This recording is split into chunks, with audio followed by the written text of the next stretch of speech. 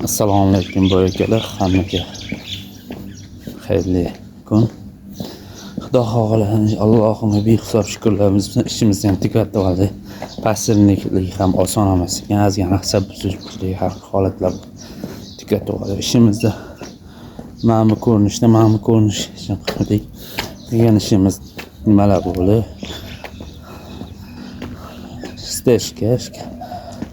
Steka, shkaterka va shpeblovka va ish qo'yish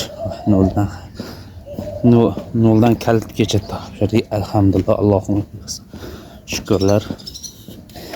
Kimga ishimiz yoqqan bo'lsa, like, comment yozib ketish esdan chiqmasa va bizga obuna tugmasini bosib qo'ying va yo'qotib qo'yishingiz biz sizgadir yo yaqiningizga shuna xizmatlarimiz kerak bo'lishi mumkin. Kerak bo'lib qolishi mumkin. Endi bu sohaga kirib kelishimda oson deb o'ylamagandim. Qancha qiyinchiligi bor ekan. Nima deymiz? Hammaga omad, baxtli bo'linglar.